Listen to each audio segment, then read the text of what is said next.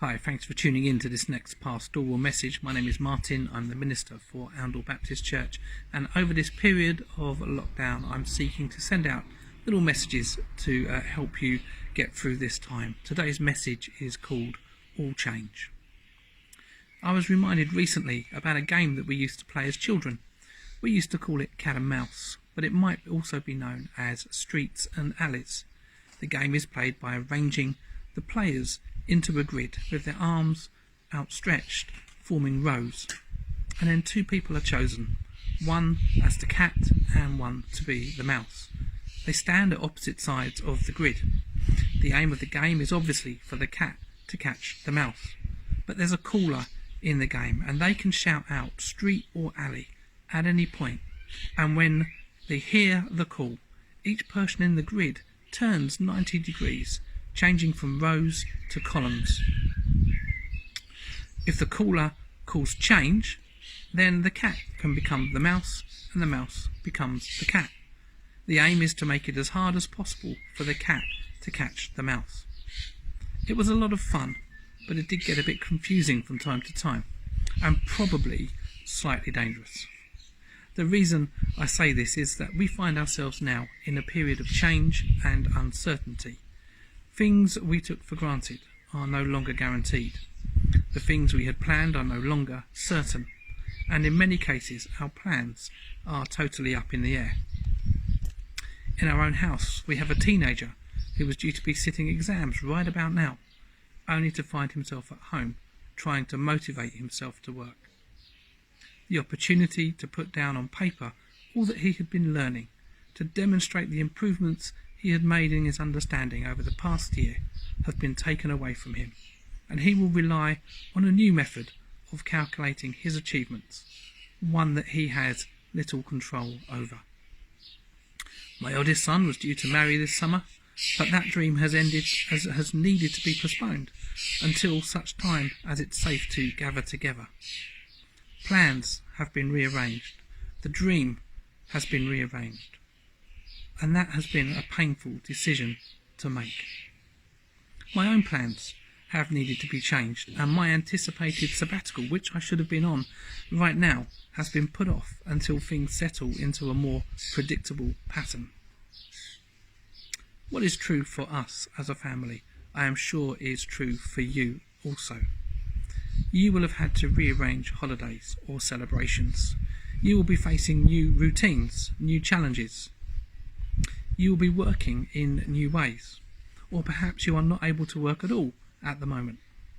Dealing with that change is tough. It has an impact on us emotionally, spiritually, and physically. This period in our lives is difficult. Our normal patterns have been disrupted and may never be the same again. We will all need to adjust to this new pattern moving forward. We can be left feeling uncertain or disorientated by these changes. We can feel isolated, unloved, perhaps abandoned. We may even feel let down by others or even perhaps God. We may find ourselves asking the question, where is God in all of this? Or how can he allow this to be happening? Perhaps we even blame God because it's easier to blame him than blame humanity for the situation that we find ourselves in. There may be some who are asking different questions of faith. Perhaps they've experienced firsthand the effects of COVID-19. They've seen loved ones struggling with the virus. Perhaps they've even had to say goodbye to loved ones or friends. They want to know that there is more to life than this, that there is something else after death. Turning to Christians for answers to their questions. Even in these difficult and uncertain times, we must be ready to give an answer, to share our stories, to help others make sense of theirs. Now, more than ever, the church needs to be ready to respond to the needs of the community. But how? We are not able to use our buildings as we have done in the past. We are not in a position to provide many of the ministries we did in the past. We're going to need to change the very way we operate if we are to connect with our community in this new environment. Suddenly the internet, that for some was nothing more than something that was perhaps a necessary evil, has become our beacon of hope and the main way of communicating and connecting. The church is having to learn new skills, to embrace new technology and find methods to connect to a new audience. The church is connecting with people far beyond our normal reach, people with questions, people looking for answers, people interested in new viewpoints, exploring perhaps what we have to say. People who have turned away from Christianity or religion in the past are now checking if anything has changed. People who have just drifted away because what was available didn't fit for them.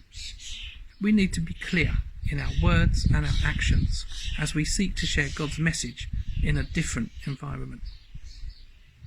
We're also finding out how we can connect with the community around us in practical ways, shopping for our neighbours, collecting prescriptions, delivering information from the council, phoning those who are isolated to see if they're okay, even using online Keep Fit to stay connected.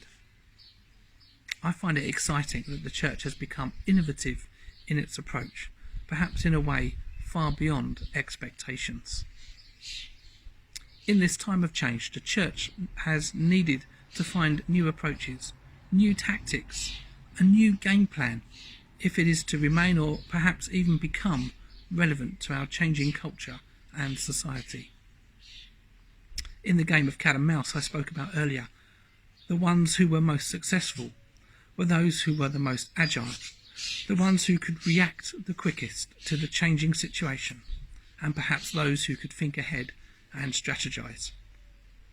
And the church needs to respond in this way.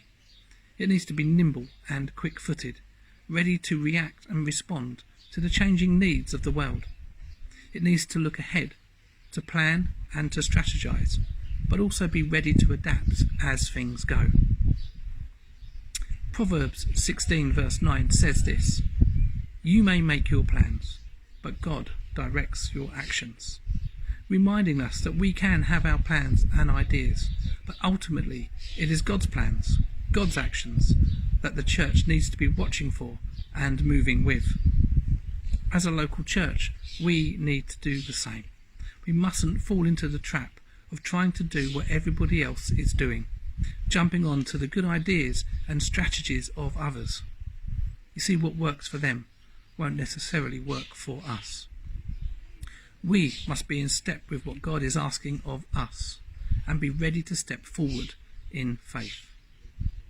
If we are to connect to the needs of the community around us, if we are to be relevant and a useful resource, we need to understand what is needed here in our context. We need to understand what we have to offer in terms of the skills and resources that God has given to us. And then we need to make sure that we are being the best version of us that we can be. It is this that will help us be the church that our community needs. This is a time of change for all of us. It is definitely a time of change for the church, for us as a church. And we need to be ready and willing to embrace this change, learn to adapt, and be ready to act at all times, trying to stay in step with God.